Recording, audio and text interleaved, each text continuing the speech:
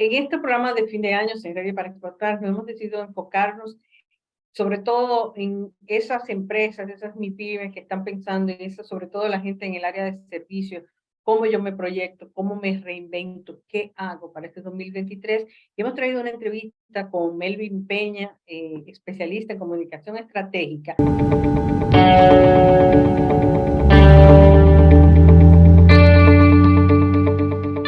Quisimos tener a Melvin Peña, especialista en comunicación estratégica, para, para tocar este tema acerca de la reinvención y del rebranding y cómo contamos la historia de nuestras vidas y cómo lo hacemos de manera que podamos atraer mejor, proyectar mejor eso que queremos hacer.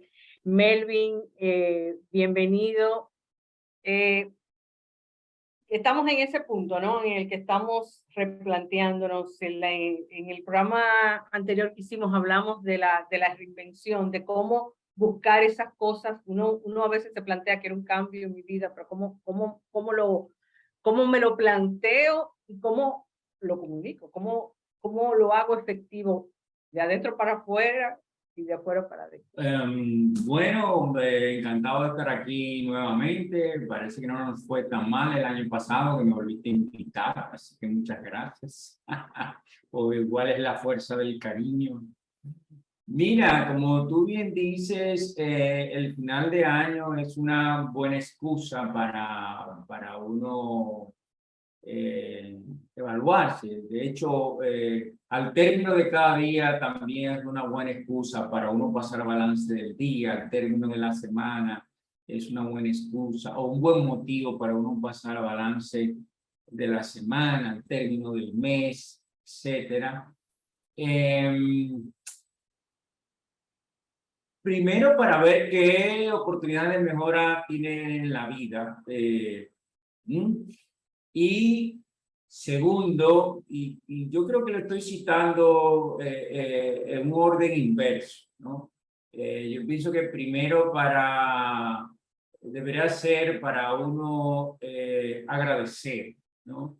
Nosotros, los seres humanos, los que tenemos una vida ordinaria, no decir los que tienen una vida extraordinaria, ordinariamente tenemos muchas razones para ser felices, solo que la cotidianidad hace que la felicidad como que se esconda, ¿no? Por el simple hecho de uno tener salud, uno lo puede dar por sentado, el simple hecho de uno tener a sus seres queridos, de uno ser exitoso profesionalmente, etcétera, etcétera. O sea, hay muchas razones que uno da por sentado y que no debería darlo por sentado. Incluso, fíjate, nos quejamos mucho de nuestro país, pero es porque no miramos para atrás. O sea, cuando miramos para atrás y vemos toda una historia de inestabilidad política o de inestabilidad con la moneda o con la economía o con la tasa de interés, entonces sabemos que hemos avanzado, pero también si miramos para los lados, o sea, para Latinoamérica, para Colombia, para Perú, para Venezuela, para Nicaragua, para Cuba, para Puerto Rico. Digo, no es consuelo de tonto. O sea, cuando tú ves eso, tú dices Chile, tú casi dices, wow, qué bien estamos. Entonces, eh, final de año siempre es un momento para pasar balance, pero también es un buen momento para prepararse para recomenzar. Entonces, es posible que cuando uno pase ese balance, uno encuentre que no está satisfecho con su vida, no está satisfecho con su trabajo, no está satisfecho con su pareja, o no está, o aunque esté bien, dice, caramba, pudiera estar mejor, o hay unas agendas pendientes. Y ya eso solo es un motivo para querer recomenzar. Y para recomenzar hay que estar preparado, hay que hacer planes, no solo planes, no planes que queden en el vacío, sino planes accionables. Entonces hay muchas rutas posibles y múltiples maneras para recomenzar, para reinventarse o incluso para relanzarse. Una de ellas es, digamos, tú puedes cambiar, estamos hablando mucho del tema, estamos hablando del contexto profesional, ¿no? Tú puedes cambiar de industria o sector y mantener las mismas funciones, pero también puedes cambiar de funciones dentro de una misma industria o cambiar de sector y de funciones, incluso con las mismas capacidades, sin cambiar ni de sector ni de industria, ni sumar nuevos estudios, ni nada, puedes reposicionarte, o sea, comunicar, proyectar tu imagen de otra manera. O sea, uno realmente en ese sentido es dueño de su proyección y uno puede decidir cómo marcar su proyección, qué esfuerzo mete en esa proyección, en ese posicionamiento. Afortunadamente, las redes sociales, que tienen muchas cosas buenas y también tienen muchas desventajas. Yo pienso que la mayor de ellas es el nivel de distracción que nos provoca. Pero las redes sociales son un mecanismo para acelerar ese posicionamiento o ese reposicionamiento. Y afortunadamente también hay como una red social para cada persona, para cada público, para cada segmento. Por ejemplo, ahí está LinkedIn, que es una beta, una mina preciosa, no es una red tan divertida como otras, pero sí es una red muy seria, muy sustanciosa, donde hay una suerte de, no de autocensura, pero de depuración, para publicar, autodepuración. La gente no publica, lo piensa, ¿no? Trata de no publicar tonterías, no, trata de no entrar en los temas que dividen, como la religión, la política, la ideología, etcétera. Y bueno, ahora que Twitter pasa por muchos cuestionamientos y por un momento muy especial con la venta, con la adquisición por parte de Elon Musk, LinkedIn es un espacio muy interesante para la proyección profesional y que tiene la ventaja que no provoca la adicción, ¿no? de Twitter, ni la distracción de Twitter.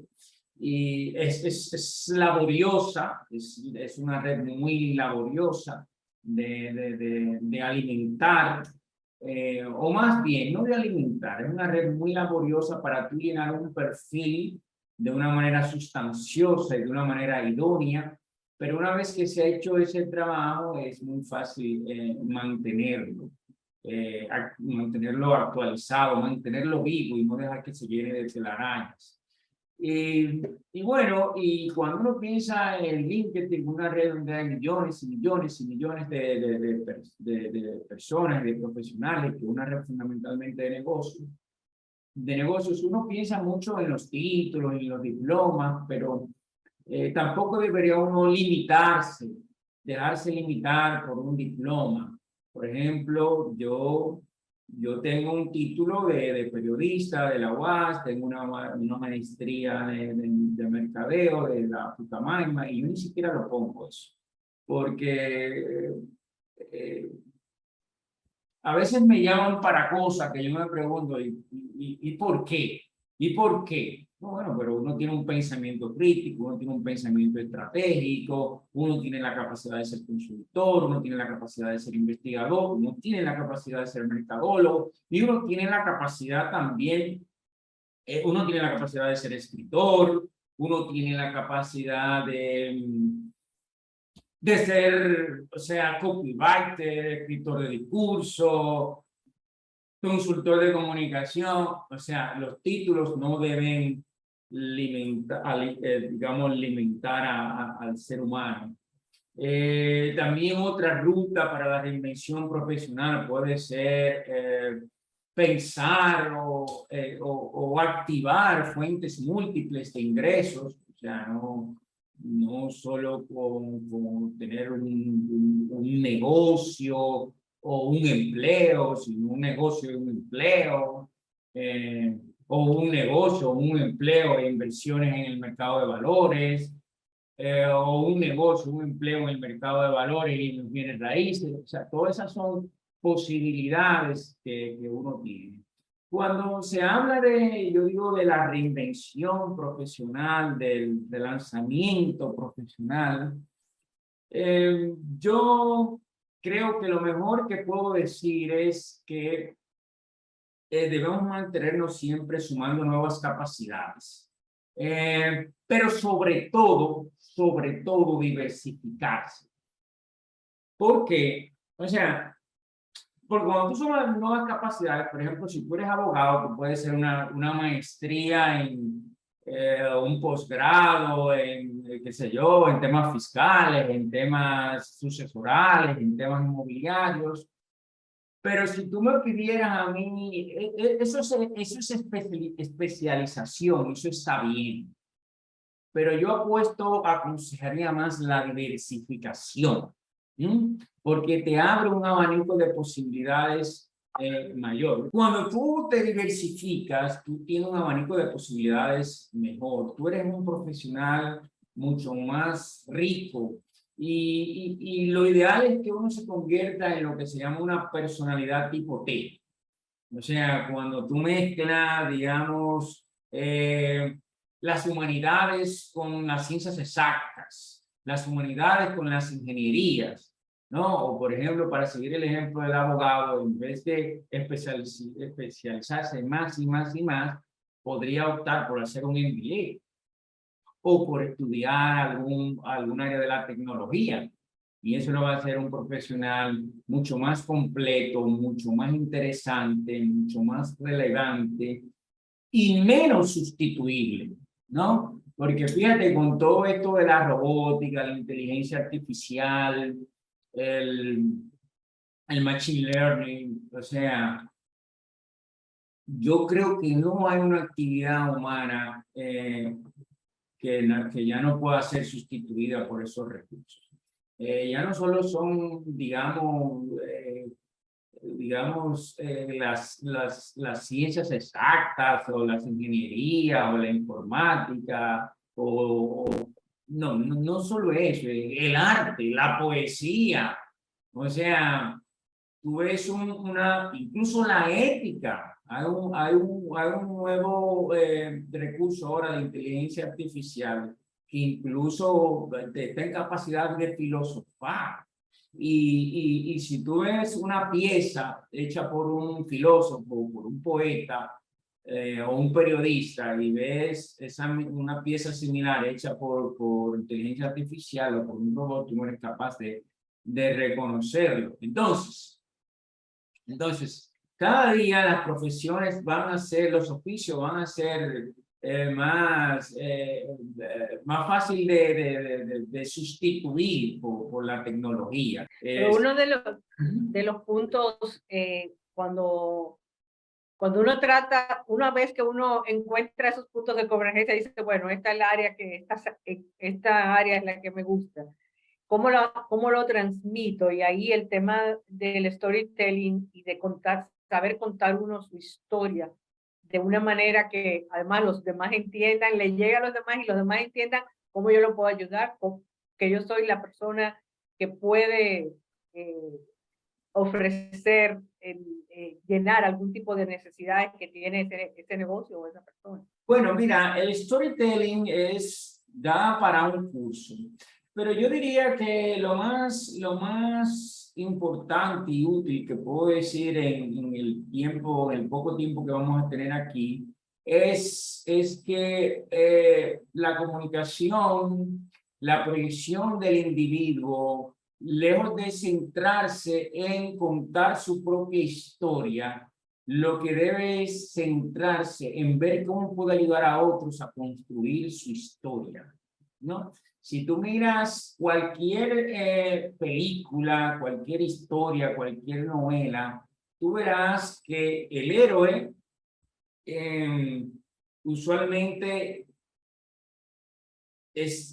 tiene una debilidad, tiene una carencia, tiene una incapacidad para lograr sus objetivos, para superar el desafío que le plantea la historia. Tiene una dificultad que él solo no puede superar para alcanzar la meta que debería alcanzar en esa historia. Entonces aparece un mentor, ¿no? Que es quien te ayuda, ¿no? Te entrena, te da pistas, te estimula, etcétera. Y te ayuda digamos, a avanzar y a lograr tu propia historia, contar tu propia historia. Entonces, yo creo que tanto los individuos como las empresas, cuando intentan contar su historia, cuando intentan hacer uso del storytelling, se centran mucho precisamente en contar su historia. Y realmente a la gente, salvo que tú tengas una historia extraordinaria, y la mayoría de nosotros somos más convencionales, la gente realmente está interesada en su propia historia. Y por eso el éxito del selfie, y por eso el éxito de las redes sociales, porque uno lo que quiere es contar la suya, construir la suya. Entonces, en eso es lo que la gente tiene que centrarse. ¿Cómo yo puedo ayudar al otro a, a, a construir su historia? Y contar y decirle eso, comunicarle eso, contarle eso de una forma simple, ¿no? Corta, y que el otro no tenga que quemar calorías para entender. Por ejemplo, yo en estos días vi en LinkedIn una definición de un perfil de una chica, una mexicana, consultora, especialista en estrategia.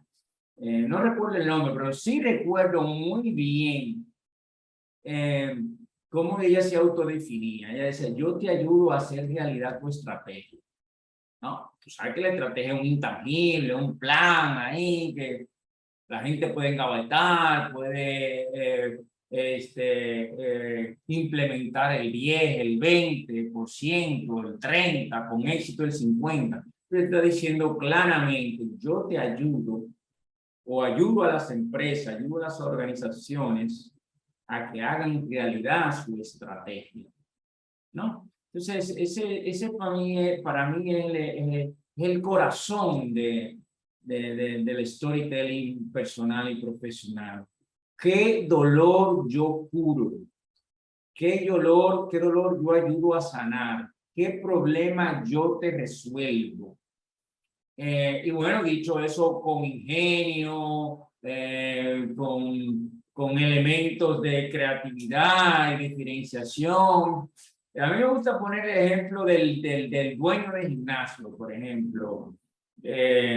Bueno, ¿qué tú haces? Y yo digo, bueno, yo tengo un gimnasio. Bueno, hay N cantidad de gimnasios, pero si tú dices, mira, yo ayudo a los ejecutivos a bajar de peso y estar tonificado en poco tiempo, ¿no? O en las horas que tenga disponibles. Y, wow, o sea, todos queremos estar esbeltos y tonificados, pero no tenemos tiempo.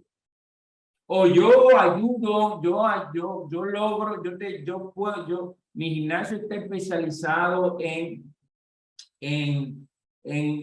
ayudar a la gente a construir el hábito de ejercitarse, ¿no? O sea, siempre he dicho con cierto lirismo y cierta creatividad, pero fíjate que eso le da a tu propuesta de valor unicidad, ¿no? Te hace único.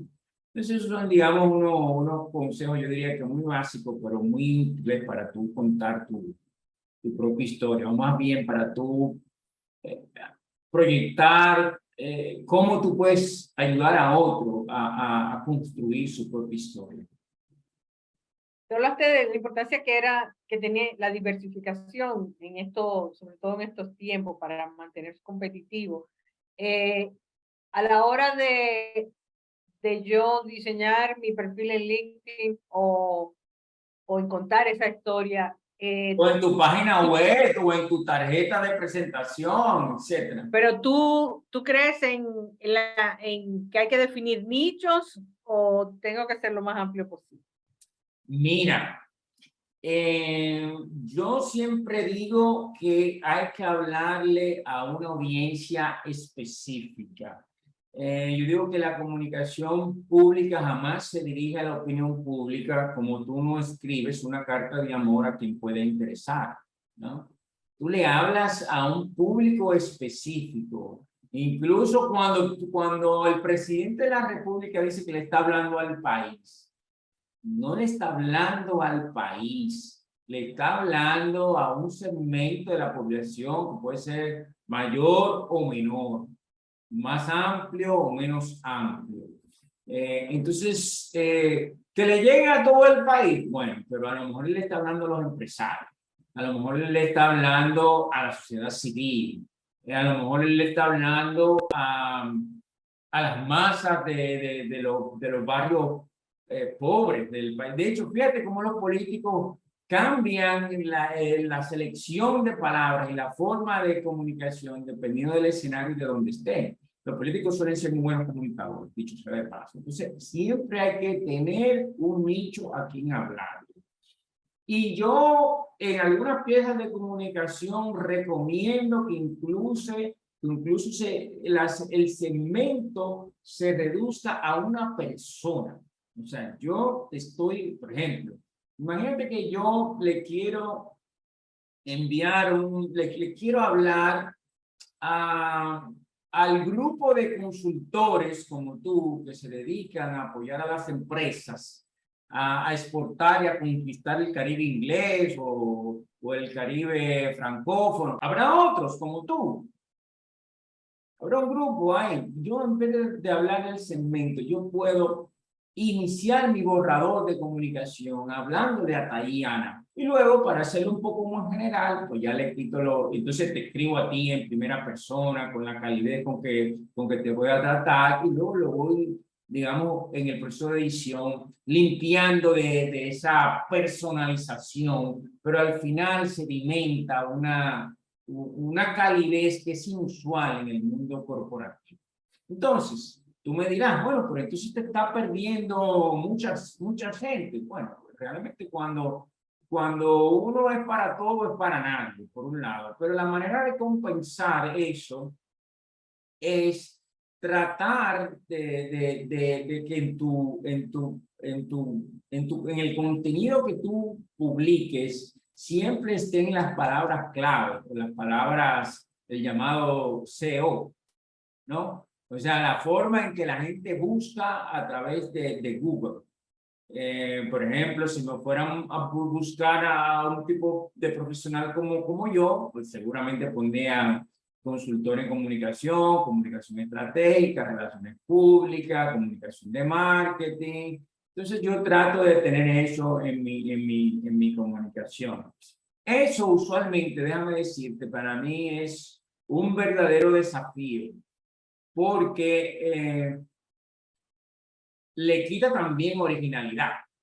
O sea, si tú quieres estar como esas palabras, si tú quieres tener en tu perfil esas palabras clave, esas palabras con que la gente te busca en Twitter, perdón, en Google, o busca un profesional como tú, entonces tu comunicación tiende a ser un poco plana. Y para mí siempre es un desafío ver cómo tengo esas palabras que los buscadores reconocen más, pero también esos elementos que hacen de mi propuesta de valor única, esa manera de decirlo también que es original. Es un acto de equilibrio, pero concretando, siempre hay que tener un nicho, siempre hay que hablarle a alguien y hay que tener en este mundo digital, porque ya todo es digital, hay que contar siempre con esas palabras claves con lo que la gente te busca en Google. Cuando yo trabajo con empresas, una de las cosas más difíciles por ejemplo, para hacer una estrategia de exportación, ¿no? Es cómo selecciono, porque todo el mundo piensa, si yo escojo un nicho, voy a dejar de lado los otros. Entonces, tratar de escoger dentro de esas 4 cosas, 5, 6, 7, que yo sé hacer, que yo puedo hacer, un abogado, como el caso que tú pusiste. Yo tengo que poner que yo puedo hacer todos los tipos de documentos o todo tipo de casos, se les hace difícil escoger ese punto con el que me voy a presentar, esa carta de presentación, ese punto. ¿Qué tú le recomiendas? Definitivamente hay que renunciar. En comunicación, hay una máxima en comunicación que para mí es muy básica, pero también es la más violentada, es que menos es más. Menos es más. Hay que renunciar para que un público te aprecie. Tú tienes que renunciar a otros públicos. Tú, por ejemplo, yo recuerdo, hace 2 años yo me rompí un tobillo. Yo tuve una fractura de tobillo y tuve que operarme. Y cuando yo estaba buscando, ¿cómo se llama? Estudiando los perfiles de los ortopedas, que yo veía esos ortopedas que le entraban a todo, yo decía, no, podía ser súper famoso, pero decía, no, ese no es el que yo quiero. Yo quiero el especialista en tobillo. Yo quiero el especialista en tobillo. Entonces, comunicar siempre es un ejercicio de renuncia, siempre. La comunicación efectiva siempre es un ejercicio de discriminación y de renuncia. Por ahí se dice que escribir es de hombre, pero editar es de dioses, ¿sabes? Entonces, digo, si fuera fácil, todo el mundo comunicara bien. O sea, no existieran los profesionales como yo que se dedican a apoyar a la gente a comunicarse mejor. Pero comunicación es siempre un acto de renuncia, de discriminación y bueno, quizá una guía para uno, se me ocurre una guía para uno saber qué elegir y qué votar. Bueno, eso depende mucho del modelo de negocio. Por ejemplo, yo soy un consultor que no quiero tener muchos clientes. No me interesa tener muchos clientes. No quiero tener los grandes. No, yo quiero tener los complejos. Y a mí me interesa, por ejemplo, trabajar mucho con crisis. Porque las crisis son digamos, donde la gestión de crisis es, digamos, donde tú pones todas tus capacidades, tú inviertes todas tus capacidades profesionales al máximo para ayudar a tus clientes, pero también en la actividad más rentable. ¿Entiendes? Entonces, yo he renunciado a apoyar las actividades de relaciones públicas, convocatoria de notas de ruedas de prensa y eventos, que hay un buen dinero ahí, un dinero que se hace diario, porque yo prefiero trabajar en crisis, que es una cosa más rentable y me da mucha más satisfacción. Pero ¿cuándo ocurren las crisis?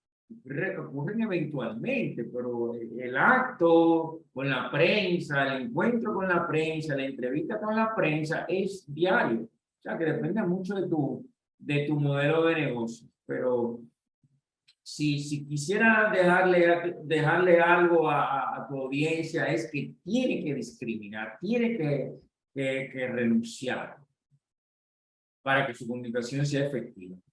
Sí, y como tú empezaste diciendo que en estos momentos había también que diversificar, una cosa no se contradice con la otra, ¿no? Porque tú puedes diversificarte y a la vez tener en tu proyección, escoger cuál es tu... Sí, pero fíjate, esa diversificación a la vez lo que te hace original. es lo que te hace original. Imagínate que tú, por ejemplo, yo conozco un abogado que es médico. Eso como que no tiene ni pie ni cabeza, ¿no? Pero eso me hace recordarlo. Eso me hace recordarlo. Entonces, mira, no es una fuerza, no es un recurso de comunicación más potente que el contraste, que la sorpresa, que lo imprevisto. Entonces, yo no creo que sean estrategias irreconciliables, ¿no? De hecho, la diversificación es lo que te hace único. Te hace único, o sea, un animal raro, una criatura rara. Por eso yo no pienso que sean,